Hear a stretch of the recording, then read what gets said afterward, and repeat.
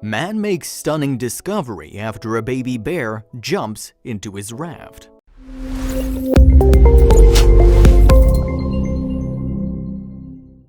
When Danny Allen was rafting on the yUyJfq River between Tennessee and North Carolina last year, he spotted something heartbreaking: a months-old bear cub wandering aimlessly around the riverbank without her mother.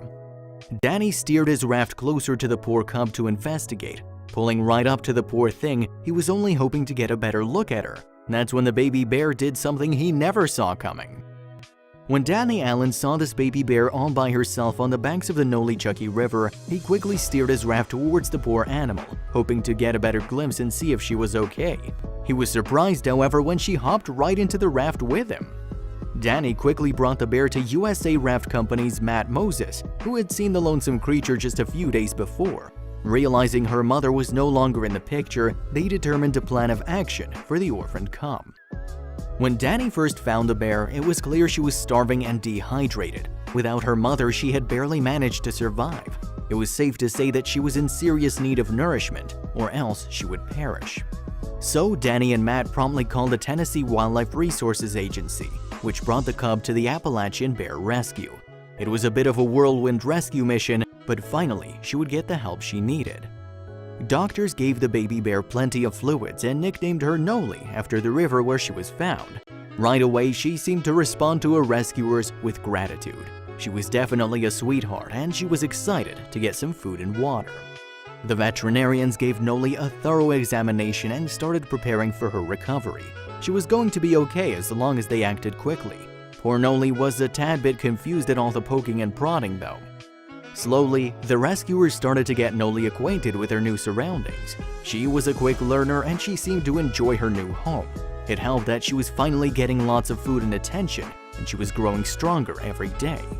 Noli's rescuers had to make sure she'd be able to climb trees, get used to her senses, and generally do things that all bears are supposed to do in order to prepare her for her big return to the wild.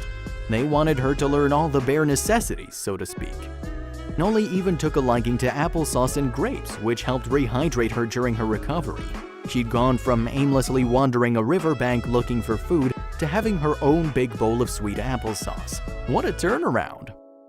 While Noli was in much better shape from the day she was brought to the rescue center, she still needed to gain 50 pounds or more before she was able to be released into the wild.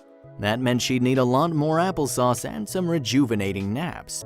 Until then, she was just happy to be receiving so much attention and so many grapes. Good luck, Noli. It's a good thing she followed her instincts and jumped into Danny's raft for help. It's so great that Danny found Noli before it was too late. Soon she will be big enough to go back into the wild where she belongs. That also wasn't the first time a baby bear was found in the water. On May 21, 2017, fisherman Brad Meck from the small town of Everett, Pennsylvania, took a trip to Huntington County's Racetown Lake. Brad settled into a spot at James Creek, not expecting anything out of the ordinary to happen on his fishing expedition.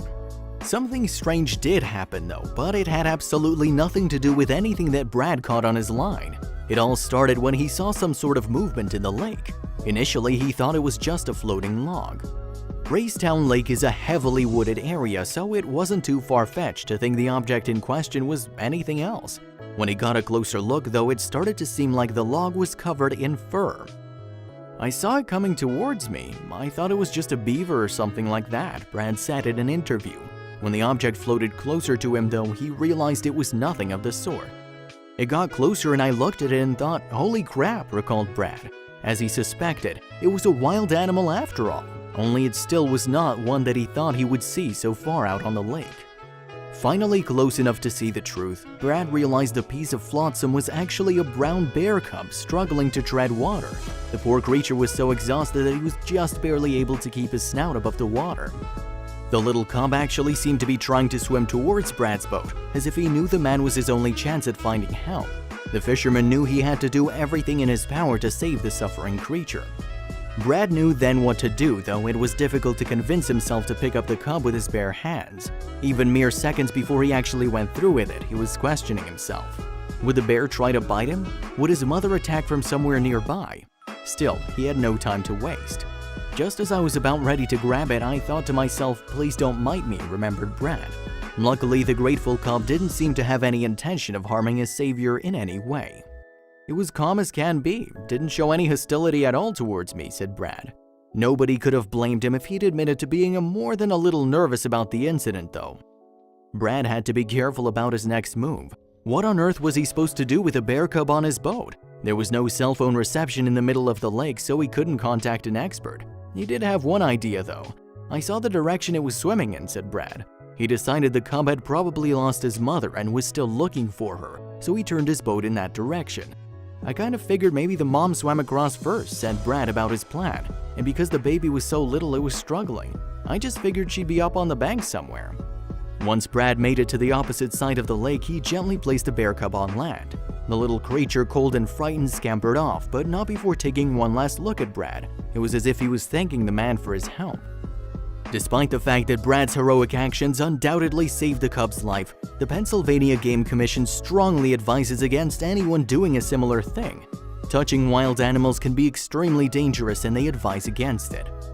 It should be noted that despite how gentle the cub was, Brad put himself in an incredibly dangerous position. If the cub's mother had seen Brad with her baby, the man could have been in serious trouble. Brown bears are known to viciously attack humans when they feel as if their cubs are threatened. Authorities are also concerned about bear urbanization.